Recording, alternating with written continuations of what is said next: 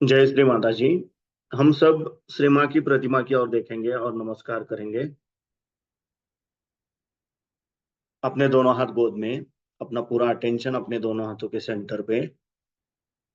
परम पूज्य श्री माता जी, आप ही साक्षात श्री आदिशक्ति हो। आपकी परम कृपा में, आपके निर्मल चरणों पे ध्यान करने की अनुमति हम सबको प्रदान कीजिए।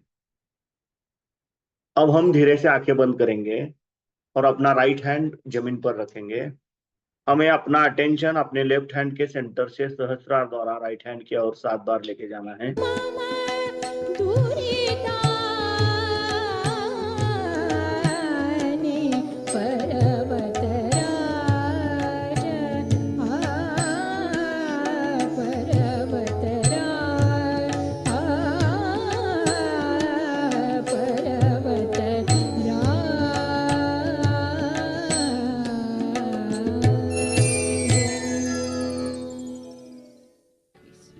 सवेरे का सू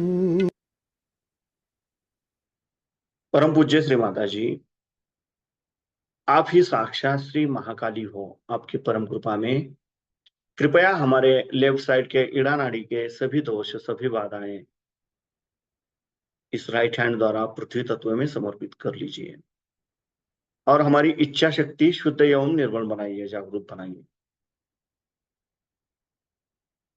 अब हम अपना राइट हैंड अपनी गोद में रखेंगे और लेफ्ट हैंड आकाश तत्व की ओर करेंगे। हमें अपना अटेंशन अपने राइट हैंड के सेंटर से सहस्रार द्वारा लेफ्ट हैंड की ओर 7 बार लेके जाना है।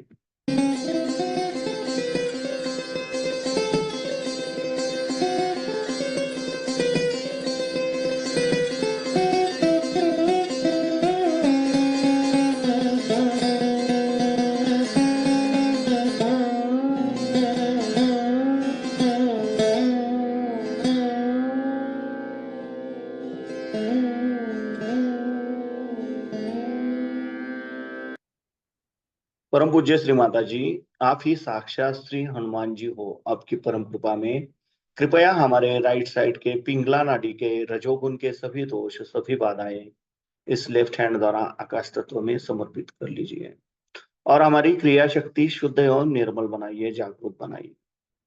अब हम अपने दोनों हाथ अपनी गोद में रखेंगे और अपना पूरा अटेंशन हम अपने मध्य मूलाधार चक्र पर क्लॉकवाइज 7 बार रोटेट करेंगे।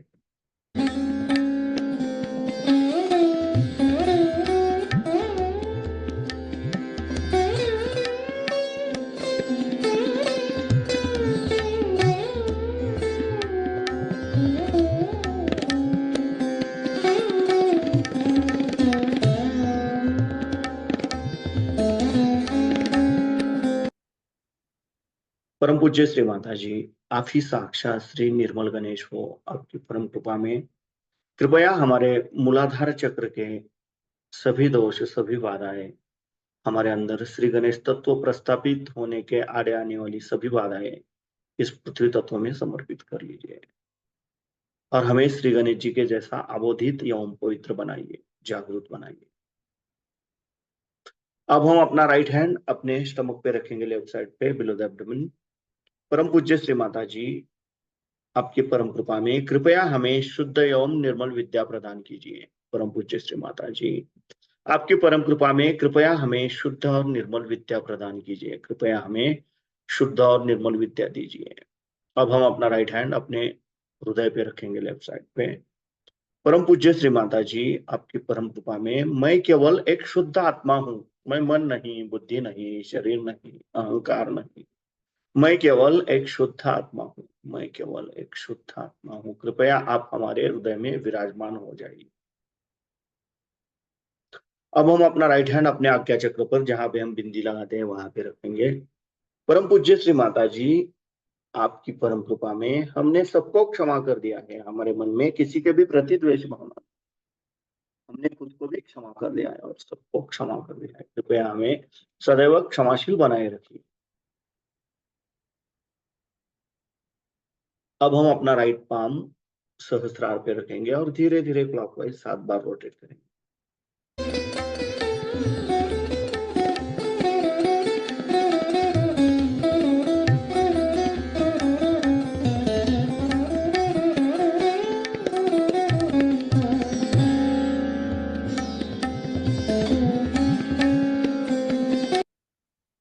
परम पूज्य श्री माता जी, आप ही साक्षात श्री सहस्त्रार स्वामिनी हो, आप ही साक्षात श्री आदिशक्ति हो।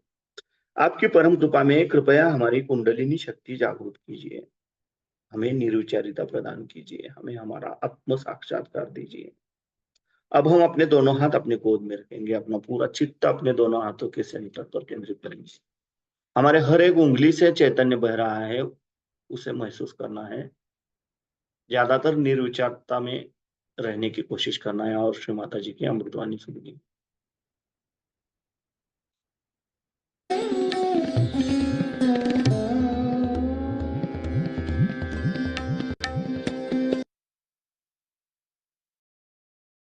हद नहीं। तो उसका रिएक्शन हो गया, जब बेवकूफी हद तक पहुंच गई तो उसका रिएक्शन हो गया। साइकोलॉजिस्ट आए, वो अपने बड़े अक्लमंद समझते हैं, हमारे मराठी में कहते हैं उल्टावर से शहाणे। उन्होंने समझाना शुरू कर दिया कि साहब ये तो ठीक नहीं है, आप कंडीशनिंग कर रहे हो, अपना सब व्यक्तित्व ही खत्म करे दे रहे हो, ये नहीं करो, वो नहीं करो, तुम्हारा लिबरेशन कैसा होगा, तुम सब इनहिबिटेड हो, तुम्हारे अंदर ये हालत खराब है, वो हालत खराब। चलो साहब, अब ये सवारी कर चुके, अब दूसरी सवारी शुरू हुई। अब दूसरी सवारी पे लग गए। एक तरफ से तो इन्होंने ऐसा विकृत मन तैयार कर लिया, धर्म के नाम पे, डिसिप्लिन के नाम पे दुनिया भर की चीजें कर करके, और लोगों में इतनी विकृति आ गई, बिल्कुल जिसको कहते हैं अनैसर्गिक, कृत्रिम, बिल्कुल आर्टिफिशियल चीजें आ गई। और दूसरी साइड में इन्होंने जो शुरू कर दिया कि साहब कुछ नहीं, किसी परवाह नहीं, भगवान नाम की चीज नहीं है, कोई नहीं, हमको कोई मतलब नहीं। 12 साल का बच्चा हो गया तो माँ बाप से कोई मतलब नहीं, माँ बाप भी छोटा बच्चा पैदा हो गया उसको दूसरे कमरे में डाल देंगे। औरतें फ्री हो गई, आदमी फ्री हो गया। भाई फ्री क्या हो रहे हो, किससे हो रहे हो? आप एक शरीर के अंग प्रत्यंग हैं, आप फ्री कैसे होंगे? जैसे मेरी उंगली इसमें से छटक के कह दे कि मैं फ्री हो गई, तो इसका क्या अर्थ निकलता है? ऐसे उंगली का जो मरी हुई उंगली है। फ्री तो आप तब होंगे जब उसको जानिएगा जिसके अंदर आप बसे हुए, उस शक्ति को जानिएगा जिससे आप प्लावित। तो हुआ क्या कि पहले तो आपने अपने को धर्म के नाम पे सर्वनाश कर लिया, और अब दूसरे तरफ शुरू हुआ धर्म के नाम पे सर्वनाश करो। अंधा धर्म इतना मूर्खता से पाला गया, उसके बाद इस तरह की महामूर्खता दूसरी तरफ शुरू हुई कि भगवान है नहीं। इससे जो असल में थे लोग, उनका ही नाम बदनाम हो गया। माने लोग कहते हैं ईसा मसीह भी नहीं थे, और ईसा मसीह थे तो वो ठीक आदमी नहीं थे। माने क्या कोई हद होती है? आप उनके पांव के धूल के बराबर नहीं है, आप उनको कैसे जज कर सकते? लेकिन कौन बात करे, क्योंकि ये तो अहंकार के घोड़े पे चढ़ बैठे। आपने देखा होगा कि जब आदमी में अहंकार चल जाता है तो उसकी खोपड़ी खराब हो जाती है। एक कहानी है कि कुछ देहाती लोग एक मिनिस्टर साहब से मिलने गए, तो उनके पीए साहब हमारे अपनी शान बगा रहे थे। तो बेचारे देहाती को समझ में आया, उन्होंने कहा कि साहब आप क्यों इतने बिगड़ रहे हैं? कहना आपको पता नहीं मैं पिए हूँ? कहना हमको पहले पता देते आप कि आप पिए हुए हैं तो हम आपके सामने नहीं आते। तो जिसके ईगो चढ़ जाता है वो पिए हुए आदमी जैसा था, उसको समझ में नहीं आता है। उसके पास अगर सत्ता हो गई तो उसको तो ऐसा लगता है कि वो घोड़े से भी जल्दी चल रहा है। घोड़ा तो पीछे रहेगा या ऊपर ही दौड़ते रहता है बिगाड़ घोड़े के। अजीब पागलपन के नमूने आप लोगों ने देखे होंगे, मुझे बताने की जरूरत नहीं। कोई आदमी फोन पे बात करता तो फौरन पता हो जाता कि कहाँ की चिड़िया है ये। बात के ढंग में, बातचीत में, हर एक चीज में उसके अंदर अहंकार ऐसा जोर मारता है कि उसको पता ही नहीं चलता। आप लोगों के अहंकार में अभी तक उतनी वो नहीं आई है चुस्ती जितनी हमने वेस्ट के लोगों में देखी। उनका तो अहंकार ऐसा उन पे जमा बैठा हुआ है कि वहां का एक साधारण मजदूर भी इस तरह से बात करता है कि लगता है ये कौन से पागल खाने से चला है भाई। वहां तो नम्रता नाम की चीज किसी को मालूम नहीं। सुबह से शाम गाली गलौज के सिवा बात ही नहीं करते।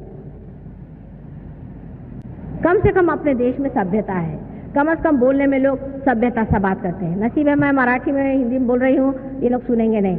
हालांकि वो खुद ही कहते हैं, मुझसे कहते हैं माँ हमारे अंदर कलोसल ईगो आ गया है, हम कहीं नेपोलियन तो नहीं थे पहले जन्म में। इसलिए समझ लेना चाहिए कि एक तरफ तो हम बहते बहते चले गए, एक साइड में अंधश्रद्धा में, और दूसरी तरफ हम बहते बहते चले गए अहंकार। दोनों भी चीजें असलियत से दूर है। हर एक चीज का जो इसेंस होता है, जो तत्व होता है, बीचों बीच होता है। हमारी भी पीठ की रीढ़ की हड्डी बीचों बीच रहना, मध्यगा, उसी में शक्ति होती है। क्या हमारा हाथ भी टूट जाए तो फर्क नहीं पड़ेगा, लेकिन हमारी रीढ़ की हड्डी टूट जाए तो हम जी भी नहीं सकते। इसीलिए जो इंसान एक्सट्रीम्स पे चलते हैं, अब पैसे के लिए भागना शुरू हुआ तो पैसों के लिए भाग रहे। अरे भाई, उसकी भी कोई हद होती है या क्या? आखिर तुम्हें क्या खरीदना है? क्या हेलीकॉप्टर खरीदना है? पैसे के पीछे भागेंगे तो इस हद तक कि देश भी बेच दो, कोई हद नहीं। पैसा है ना, पैसे की इज्जत होती, और कोई पैसे की इज्जत नहीं होती। सब लोग जानते हैं कि एक कोई भी ऐसा आदमी हो जो इस तरह का है, वो सिर्फ मुंह देखी इज्जत करता है इंसान। जैसे ही उसकी पीठ फिरती है, कहते देखा ये ब्लैक मार्केटियर जा रहा है, ये महा चोर है, परसों जेल से छूटा है। जो आदमी पैसे की इज्जत करता है वो वहीं तक सीमित है। आपके अंदर उन्हीं चीज की तो वो इज्जत नहीं करा, आपकी तो बाहरी चीज की इज्जत हो रही है। आपका अंदर क्या है? आप में अपनी घर प्रतिष्ठा है, आप में अपना अगर सेल्फ रिस्पेक्ट है, तो आप क्यों अपने को पैसे के पीछे में बेच रहे हैं? आप मनुष्य हैं, मानव हैं, बहुत ऊंची चीज है। पैसा तो ठोकर पे चलता है, धूल है पैसा। पैसे से मिलने क्या वाला? और ये पैसा इसीलिए आपसे झेलता भी नहीं। आपके पास 100 रुपया आ जाए तो ठीक है कहना, पर कहीं 200 आ गए तो गए आप गुत्ते पर। गुत्ते पर नहीं गए तो और कुछ धंधे शुरू कर दिया आपने। ज्यादा पैसा आदमी को झेलता ही नहीं। कभी मैंने सुना नहीं कि कोई आदमी को ज्यादा रुपया मिल गया तो वो जाकर फौरन ये सोचता है कि इससे मैं चलो जा करके कोई बड़ा ही शुभ काम करूं, या किसी गरीब के घर में जा करके उसकी लड़की है या बच्चा है उसका कुछ देखभाल करूं। बहुत कम। ये ऐसे भी जो लोग करते हैं वो मतलब उनके पास लाखों रुपया का उसमें से एक पाई निकाल करके वो देंगे और कहेंगे मेरा नाम आप छापिएगा जरूर। मेरे पास ऐसे रोज आते हैं कि हम आपके आश्रम के लिए रुपया देंगे पर आप हमारे बाप का नाम वहां लिख दीजिएगा। मैंने कहा मैं क्या लिखूंगी आपके बाप का नाम? लोग पूछेंगे कि इसकी स्पिरिचुअल वैल्यू क्या थी इस आदमी की। आपकी स्पिरिचुअल वैल्यू क्या है उसे देखना चाहिए। आपका आत्मिक तत्व कहाँ तक जागृत हुआ है वो महत्वपूर्ण बात है। जब आप अपने आत्मिक तत्व पे आते हैं तब आप इस तरह से पागल जैसे पैसों के पीछे भागते नहीं। और आप जानते हैं कि पैसा कभी भी समाधान नहीं दे सकता। ये तो इकोनॉमिक्स में लिखी हुई बात है। ये तो इकोनॉमिक्स में लिखी हुई बात है कि पैसा आपको समाधान नहीं दे सकता। तो आपकी जो असलियत है उसकी इज्जत करिए। जो आपके अंदर बसी हुई परमात्मा की देन है उसकी आप इज्जत करिए, और तब आप किसी एक्सट्रीम पे नहीं जाते। सत्ता के पीछे में आजकल आप देख रहे हैं अपने देश में कि लोगों में जरा भी किसी भी प्रकार की स्टेबिलिटी नजर नहीं आती, क्योंकि उनमें अपने में उनको विश्वास नहीं रह गया। उनको यही नहीं समझ में आ रहा है कि क्या करें, बौखला गए। उनका बेस ही कोई नहीं रह गया, कोई उनके तत्व नहीं रह गए, क्योंकि वो तत्व से बहुत दूर चले गए हैं। और उस तत्व के दूर जाने के लिए उनको कोई भी घबराहट नहीं होती, क्योंकि उनका अहंकार उससे पूरा होता है। इसका फायदा बहुत लोग उठाते हैं। इस तरह के जो लोग डामाडोल होते हैं उनका बहुत लोग फायदा उठाते हैं। अब आप कहिएगा कि माता जी आजकल तो सभी लोग इसी प्रकार के अपने देश में हो गए हैं। सबका जो है वो अहंकार इतना बढ़ गया है कि लोग किसी भी तत्व में विश्वास नहीं करते। नहीं करेंगे तो भुगतेंगे। जो मनुष्य अपने तत्व में विश्वास नहीं करता वो भुगतेगा। हर एक ने भोगा है, और जो नहीं करेंगे वो सब भोगेंगे। हिटलर अपने को समझता था कि वो दुनिया को नचा देगा। उस जमाने में तो उसको ऐसा लगता था कि वो जो करे सो कायदा। उसका उन्होंने तो भोगा ही, उनके सारे देश ने भोगा और आज तक भोग रहे। इसलिए याद रखना चाहिए कि पहले ये मैं कहूँ कि तुम बेटा भोगो, बेहतर मैं ये कहूँ कि तुम अपना जो आनंद है उसे भोगो, अपना जो सुख है उसे भोगो, अपना जो तत्व है। ये भी एक शान की चीज है कि आदमी अपने तत्व पे खड़ा है। इससे बढ़ के और क्या शान हो सकती है? आपके पास 4 मोटरें नहीं हो तो क्या फर्क पड़ने वाला है? उससे क्या आपका चला जाने वाला है। लेकिन कम से कम दुनिया में लोग ये तो कहते हैं कि तत्व के आदमी हैं, अगर है दुनिया में तो ये तत्व के आदमी हैं। ऐसे तो 1000 खटमल पैदा होते हैं और मर जाते हैं। आप अगर वाकई में कोई इंसान है तो अपने तत्व पे आपको रहना चाहिए, और जब आप अपने तत्वों पे रहते हैं तो बहुत से लोगों का ये भी उसमें गड़बड़ हो जाता है कि बड़े तत्वनिष्ठ हुए तो सबको सोचते हैं डंडा मारते फिरो। तत्वनिष्ठ माने उनको लगता है 4 बजे सवेरे उठना बड़ी तत्वनिष्ठता है। ये ऐसे तत्व नहीं है। तत्व बहुत ही अंदर से जानने की चीज है। सबसे बड़ा तत्व है प्रेम। सबसे बड़ी ऊंची चीज है प्रेम।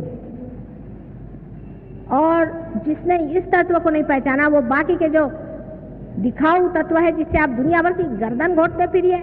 आपको उपास करना है, उपास करते रहिए। दुनिया भर को आप क्यों स्काउट बनाए हुए हैं? सारे दुनिया भर को स्काउट बनाने की क्या जरूरत है कि सबको आप गर्दन घोटे हुए हैं? अपने यहाँ ऐसे भी बहुत सारे लोग निकल आए हैं कि सबका जीवन मुश्किल कर दे। सहयोग में आपको सहज रहना चाहिए। सहज माने जिस आप जैसे आप हैं वैसे नहीं। कोई आपको असहज भावना नहीं करनी चाहिए। कोई आपको जरूरी नहीं कि आप लंगूर बन के घूमिए, या कोई जरूरी नहीं कि आप बड़े भारी अंग्रेज साहब बन के घूमिए। आप हिंदुस्तानी हैं, हिंदुस्तानी ढंग से आप रहिए। हिंदुस्तानी इंसान जैसे रहते हैं वैसे रहिए। आप अंग्रेज हैं, आप अंग्रेज जैसे रहिए। मुश्किल काम है, लेकिन हाँ। अब उन लोगों के यहाँ क्या हो गया कि एक एक्सट्रीम पे चले गए, अब दूसरा एक्सट्रीम शुरू हो गया। वहां के लोगों ने कपड़ा ही पहनना छोड़ दिया।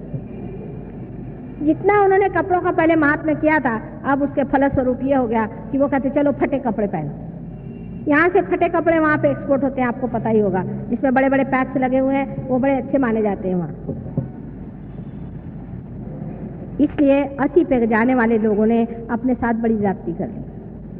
अब बहुत लोगों को है कि काम है मुझे बहुत, मैं काम करता हूं। काम करना अच्छा है, लेकिन परमात्मा को भी याद करना चाहिए। अपने आत्मा की तरफ भी ध्यान देना चाहिए। बैल के जैसे जुतने वाले लोग सहयोग के लिए बेकार। कोई जरूरत नहीं बैल के जैसे जुतने की।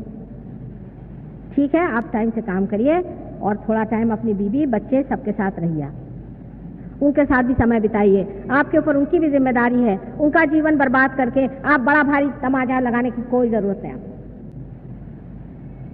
अपने घर के लोग, अपने अड़ोस पड़ोस के लोग, सबसे आप प्रेम से रहिए। आपको प्रेम के लिए टाइम नहीं है और काम करने के लिए आपके पास टाइम है, और इस काम का फायदा क्या है?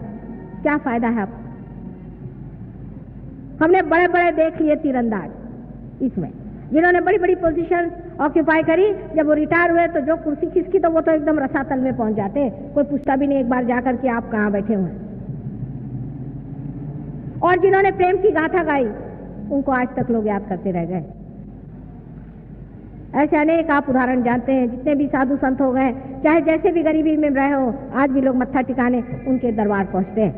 और जो बड़े बड़े अपने को रईस समझ करके और बड़े बड़े अपने को शहंशाह समझ करके दुनिया में मार जिन्होंने आफत मचा दी थी, आज वो कहाँ से खेत में और कहाँ धूल में पड़े हुए हैं, सड़ रहे हैं। किसी को पता भी नहीं कि कौन कहाँ चले गए। कम से कम किसी को पता भी हुआ तो उधर से कोई जाएगा नहीं, बाबा रे बाबा वो राक्षस वहां सो रहा है, अपन इधर ही से चलो।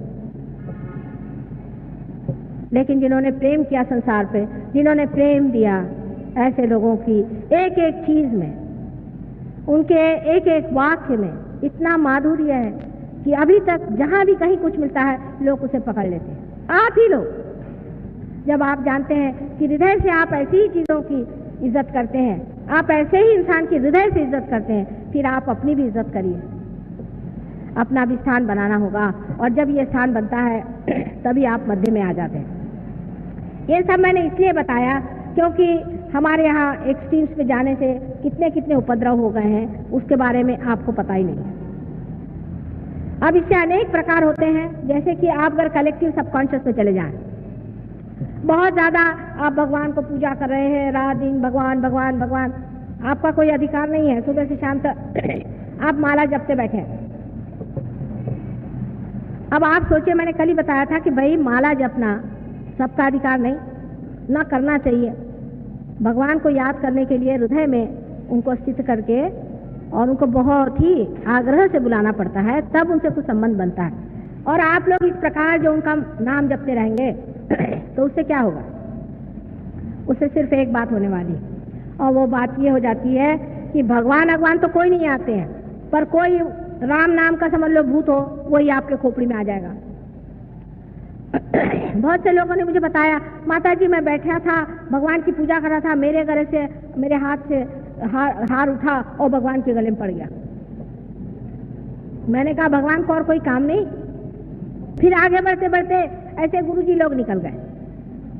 कल उनके पास मैं गया था, उन्होंने बता दिया कि मेरे पिताजी ने मेरा धन कहाँ गड़ा के रखा है। मैंने कहा ये भगवान तुम्हारे इसके सब लिख के रखते हैं कि तुम्हारे बाप ने कहाँ धन तुम्हारे गड़ा के रखा है कि 4 जनों की और गर्दनें काटो? फिर कहने लगा कि नहीं। और फिर उन्होंने और एक कमाल बताया। मैंने कहा क्या? कल उन्होंने मुझे घोड़े का नंबर बताया और वही घोड़ा आया, और भी भगवान की। मैंने कहा तुमने बड़ी इज्जत कर दी। फिर कल सट्टे का नंबर भी बताते हैं और मटके का नंबर भी बताते हैं। इस तरह से हम कितने गिरते गिरते गिरते गिरते कहाँ जाके गिर जाते हैं। भगवान को खोजते हुए हम अपने घोड़े का नंबर पूछने लग जाते हैं। ये क्या भगवान के काम है? ऐसे हजारों गुरु घुमा करते हैं और उनके यहाँ बड़ी बड़ी मोटरें खड़ी रहती हैं, आपने देखा हो। उसी में फिर अपने महाराष्ट्र में खास करके औरतों के बदन में देवी का संचार होता है, कहते हैं। इन भूतनियों के बदन में आने के लिए देवी को कोई धंधा है या नहीं? वैसे तो वो बर्तन मांजती रहती दुनिया भर के, और उनके अंदर देवी आ गई, सब गए उसके पैर छूने के लिए। ये सारी बेवकूफ़ी हमारी लेफ्ट साइड के मूर्खता की वजह से और अंधता की वजह से हम लोग करते हैं। सुबह से शाम घर कहाँ भाई जाओ, तुमको मंदिर जाना है जाओ, सिर्फ वहाँ जो मूर्ति है उसके सामने मत्था टिकाना और वापस चले आना। तो वो मानेंगे नहीं इस बात। वहाँ से वो प्रसाद ले आएंगे, वो पता नहीं किस गंदे आदमी ने किस तरह से बनाया है, उसका हृदय कैसा है, वो खा के चले गए, हाँ प्रसाद खाया, और उसके बाद सीधे डॉक्टर के पास।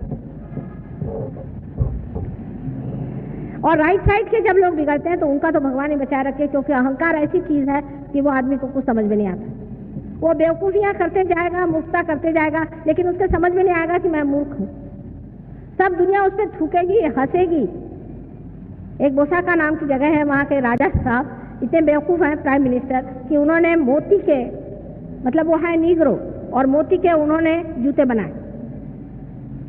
अजीब अजीब तरह की चीजें वो करते रहते हैं। दुनिया उन पे हंसती है कि ये अमीन साहब एक हैं अकलमंद बहुत बड़े, लेकिन वो अपने को इतने अकलमंद समझते हैं कि उनको कौन समझाए। वो घोड़े पे सवार है ना। अहंकारी आदमी तो बहुत ही मुश्किल से ठीक होता है, क्योंकि उसका अहंकार, वो सोचता है यही मैं हूँ, और इस अहंकार को भी पालने वाले पैदा हो गए। वो आपको कुछ न कुछ सिखा देंगे कि हाँ भैया तुम आओ मेरे पास में, मैं तुम्हारे बाप के नाम से बना दूंगा, हो गए।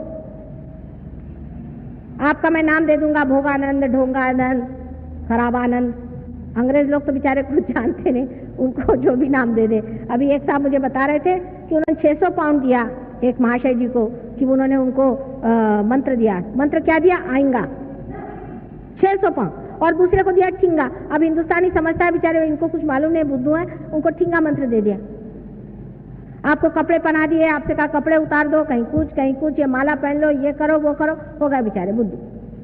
अब वो अहंकार के चक्कर में उनको ये नहीं समझ में आता कि भाई माला पहनने से कोई परमात्मा मिलेगा। कबीर ने तो कहा है कि कर का मन का छाड़ी दे, मन का फिर। ये सब क्या गधे थे? नानक जी क्या सब बिल्कुल झूठ बोल गए? तुकाराम क्या बिल्कुल गलत थे? ज्ञानेश्वर बिल्कुल गलत थे? और ये कहाँ से आ गए हैं आज समझाने के लिए, जिसे मराठी में कहते हैं उपट शुंभ। इनकी बातें आप लोग सुनने लग जाते हैं, क्योंकि आप राइट साइड पे बहुत क्रॉस कर गए। फिर कोई आकर के आपको बातें करे और आपका दिमाग खराब कर दे, आप पे ऐसे वर्णन करे, आपके बिल्कुल पुल बांधे तारीफ के, इतना आपको प्रेस कर दे, आप बिल्कुल लद्द से जमीन पे गिर जाइएगा, आपको पता नहीं चलेगा, गर्दन कट जाएगी। ऐसी बेवकूफ़ी में फंसने वाले लोग परमात्मा को क्या पाएंगे? यहाँ उल्टी बात है, आपको परमात्मा को पाना है। यहाँ आपको परमात्मा को बुलवाना है, उनका आवाहन करना है, अपने हृदय में बिठाना है, उनसे कहना है कि प्रभु आओ, हमारे अंदर जो भी दोष हो उसे क्षमा कर दो, और हमारे हृदय में आप जागरूक हो जाओ, आप सुप्त न रहो। यहाँ दूसरी बात है, यहाँ कोई दुकान नहीं है कि आप देते हो कि नहीं देते हो। कोई आपने हमको रुपया पैसा दिया था जो हम देंगे? ऐसे आकर लोग डंडे लेकर खड़े हो जाते कि आप माँ हो के हमको क्यों नहीं देते? देना तो देंगे, नहीं तो नहीं देंगे, आप हमें ललकार नहीं सकते। इसकी वजह ये नहीं कि देना नहीं चाहते, लेकिन जब नहीं बनता है तो नहीं बनता, और बनता है तो बनता है, उसे क्या किया जाए? अगर एखादा बीज अपने आप ऊपर आता है तो आता है, नहीं तो नहीं आता है। ये आप बात जानते हैं। उसके ऊपर कोई जबरदस्ती की जाती है कि उसके अंदर से अंकुर खींचा सकते हैं। क्या आपकी कुंडलिनी को कोई खींच लेगा? जो कुछ भी आपका किया कराया है, जिस तरह से अपनी आपने तबीयत संभाली है, उसके अनुसार आपकी कुंडलिनी जागृत होती है।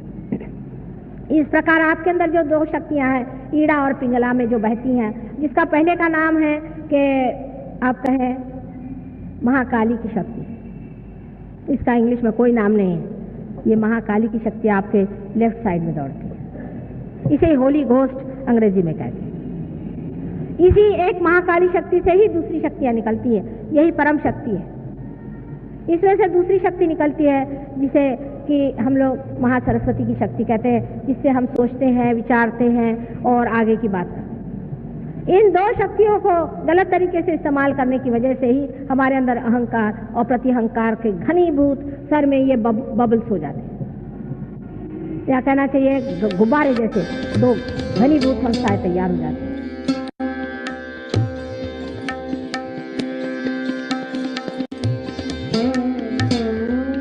हम धीरे से आंखें खोलेंगे, श्री माता जी की प्रतिमा की ओर देखेंगे और नमस्कार।